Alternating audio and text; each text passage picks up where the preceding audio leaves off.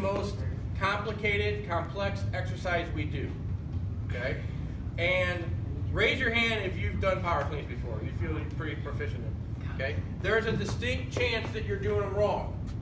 I ask you, just like I did with, do you have a problem? No, can I go get my other problem? Yeah. I ask you that, same thing I did was bench, squat, and deadlift. Have an open mind to some of this, okay? I can tell you right now, a lot of you that raised your hand, your technique is wrong because I'm the one that taught you, okay? Always learning, always evolving. Now, essentially what happened was, I've been a strength coach for 17 years now. Power cleans. Last 2 years, almost took them completely out of the program, okay? Wanted to, okay? The 15 years before that, they were my staple lift. That was my big measurable. That was the end-all, be-all, okay? What changed is that board right there, things like that. I noticed we improved. We're making gains on bench press. We're making gains on squat. We're making gains on deadlift. But we're kind of stagnant on our power clean. And I asked myself, what's the problem? What's going on? I asked around, what's going on, try to figure this out.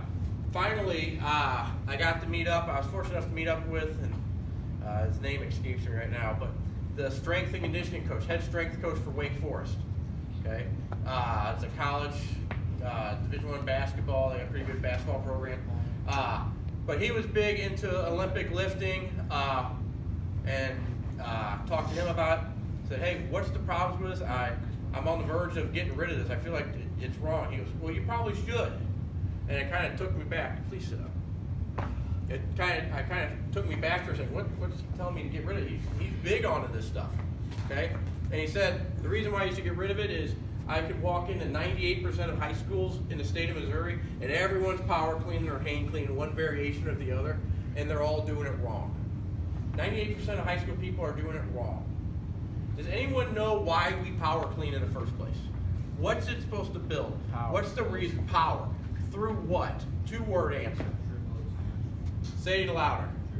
Triple extension. Very good. What is triple extension? Anyone know what triple extension is? We hear that term. You're going to hear it all the time from me. Real simple. It's exactly what it sounds like. Okay? Triple extension is extending at the three major joints of the lower body.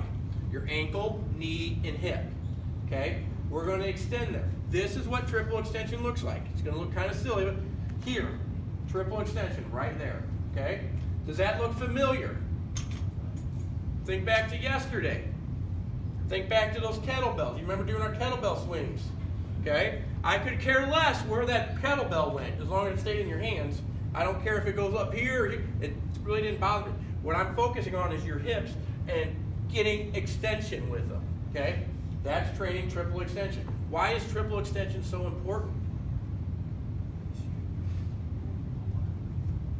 Mobile, more hostile than mobile. Makes you explosive, makes you powerful. Name me a sport.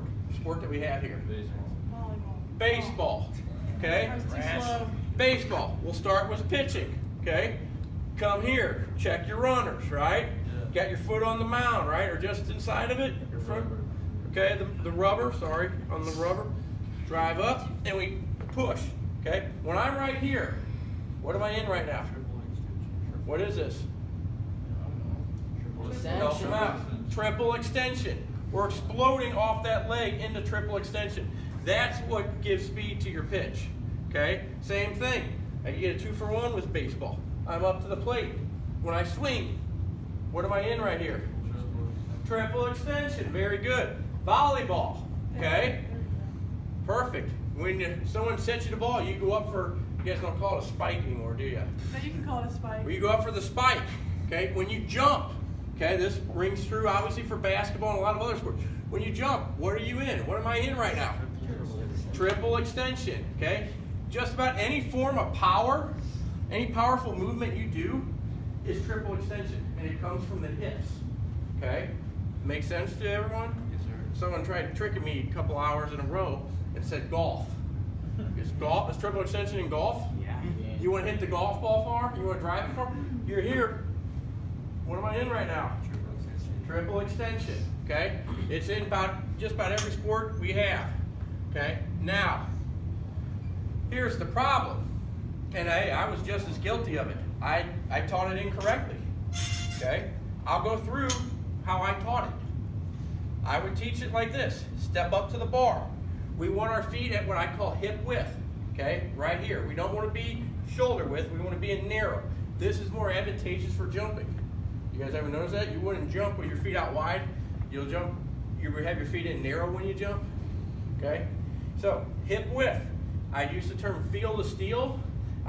With my lack of flexibility, I've gotten away from that now. Now I want to cover the knot of my shoelaces with the bar, okay?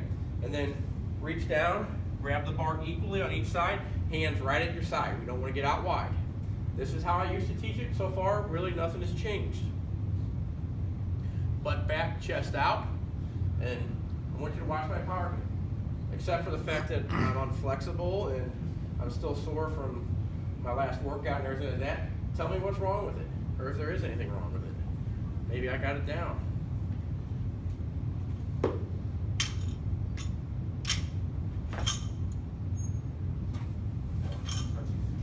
That's because of my flexibility, or lack thereof. Anything else wrong with it? Don't you gotta hit it off really? You already know what's going on. I'm sorry, Quiet. I never even did. Someone taught you right. I don't know Someone who must taught you. Myself, I taught myself. Uh-huh. Anything else wrong with that? Now I'm going to go through it slow, obviously without the weight because I'm tired. But tell me if this was me, right? I came up, exploded, and then dropped, correct? Did I get into triple extension? No. What did I get into? Huh? You use your shoulders. What am I in right here? The double extension. Where am I extended at? Knees and ankles. What am I missing? Hips. Quick question. What's the most powerful muscle in our body? But Hips. All your power is coming from your hips, and I'm not training them. Heck, I taught you guys not to train them. Okay? I'm here to fix that. Seniors, I'm sorry. Okay? I'm here to fix that, though. Okay? That's the case of most. That's how I was taught. That's how most people. You just go there and you manhandle that weight up, explode up to those tiptoes, and get under and catch it. Right? Okay? Well, there's more to that. Okay? And he explained it to me. I practiced it. I'm not. This ain't something I learned last week, and I'm bringing it to you. I practice it and get it down before I buy into it. Okay? What we're going to do is practice this, and I call it a complex, a power clean complex. We're going to break it into 3 stations. We're going to build from 1 to 2 to 3. 3 is the actual power clean. Okay? Essentially, what we're going to have is phase 1 is the pop. That's getting into triple extension. Phase 2 is going to be pop and pull. That's bringing the bar up. And then phase 3 is to clean, putting it all together. Simple enough? Yeah. So, the pop. I'm going to start with my approach. Just like I said on squats, on deadlift, on bench press. Have an approach. Approach the bar the same way every time. Go through that checklist in your head. I'm coming up to the bar. Bar's covering the knots of my shoes. My feet are at hip width. Hands straight down my side. Make sure it's equal. Butt back, chest up. Take the slack out of the bar. That's going to be my checklist. And it doesn't take very long. That's like 5 or 6 things. Okay? Now, one of the things that took me a while to understand is there's actually 2 separate pulls in the power clean. Okay? And the first pull, do you think it's fast or slow? fast. Slow. First pull is almost identical to a double overhand deadlift. Okay? And we're going to pull slow to the knee. Okay? Once we get to the knee, then it's hammer time. Then we're crashing, we're going to drive our hips forward into triple extension. Okay? What you'll see when you do this is we're literally going to crash our thighs into the bar.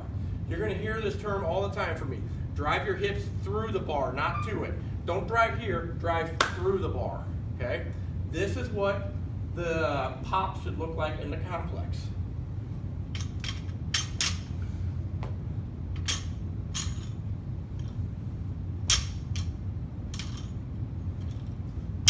Right there. Any questions over that? Okay? Literally, you're going to have red lines on your thighs. Okay? And I'm going to tell you this today. If this is your first day doing this, you're not gonna get it down today. It takes time, it takes timing. We got baseball players in here, correct? One, maybe more, okay? When you're at baseball, when you're hitting, you know what the sweet spot of the bat is? Softball, same thing. There's that sweet spot, right? That ball hits that sweet spot, it's gonna explode off your bat and go a long way, correct? Okay? You miss just a hair up, you're gonna pop it up, right? Miss just a hair low, you're gonna hit a ground ball, correct? We gotta hit that sweet spot. Same thing on this lift. That's why this first movement is slow, so we don't mess up our timing, and we're crashing those thighs into the bar. You wanna hit at that same spot every time. When we first start, you're gonna hit low, and be careful, you're gonna hit high. You're gonna hit everywhere in between, okay? Bring those hips through and get the timing down to where you're hitting the same spot every time, your sweet spot. Got it? Pop, pop. Arm will stay straight and pop it out, okay?